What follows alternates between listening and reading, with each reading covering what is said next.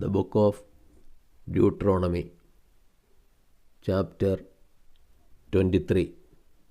Hear the word of the Lord. Those excluded from the assembly.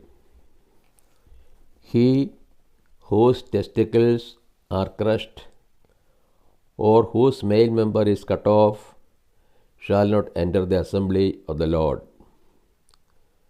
No bastard shall enter the assembly of the Lord, even to the 10th generation.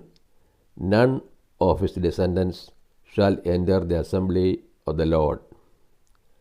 No Ammonites or Moabite shall enter the assembly of the Lord, even to the 10th generation.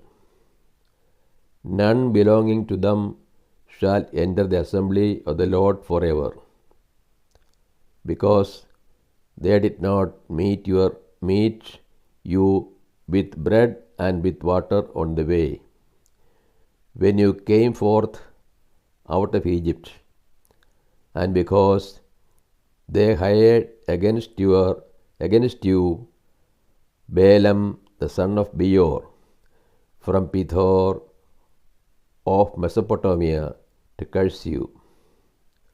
Nevertheless, the Lord your God would not hearken to Balaam,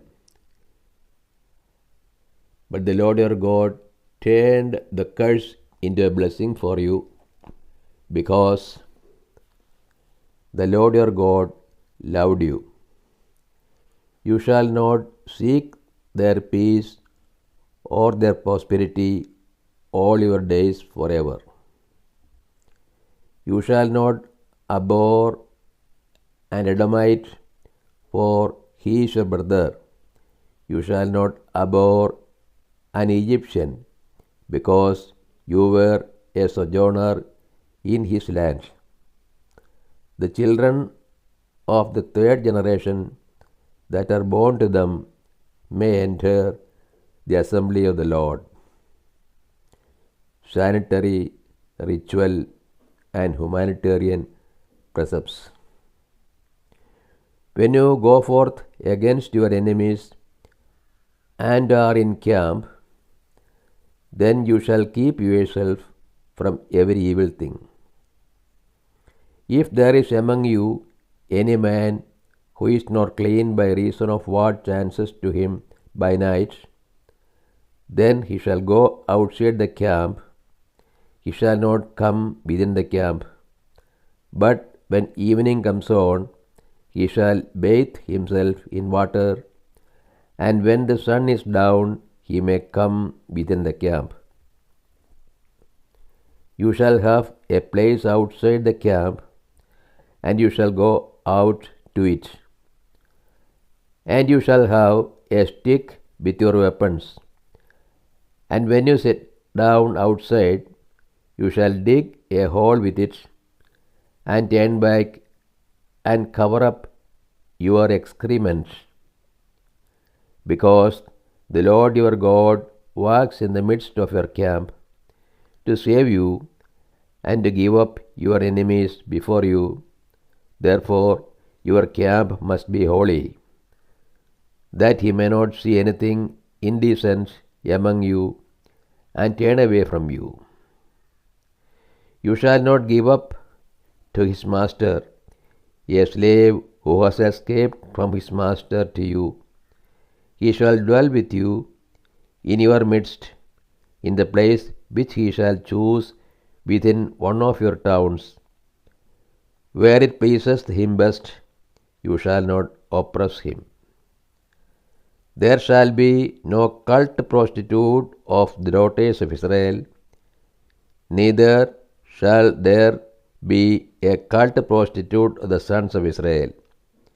You shall not bring the hire of a harlot or the wages of a dog into the house of the Lord your God in payment for any vow, for both of these are an abomination to the Lord your God. You shall not lend upon interest to your brother, interest on money, interest on victuals interest on anything that is lent for interest. To a foreigner you may lend upon interest, but to your brother you shall not lend upon interest, that the Lord your God may bless you in all that you undertake in the land which you are entering to take possession of it. When you make a vow to the Lord your God, you shall not be slack to pay it, for the Lord your God will surely require it of you, and it would be sin in you. But if you refrain from vowing, it shall be no sin in you. You shall be careful to perform what have passed your lips, for you have voluntarily vowed to the Lord your God what you have promised with your mouth.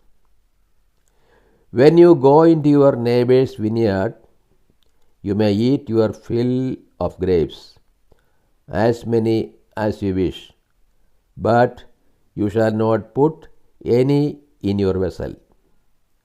When you go into your neighbor's standing grain, you may pluck the ears with your hands, but you shall not put a stickle to your neighbor's standing grain.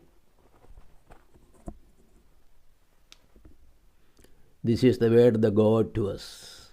O Lord, open our heart, that you put in the practice that which you have revealed to us.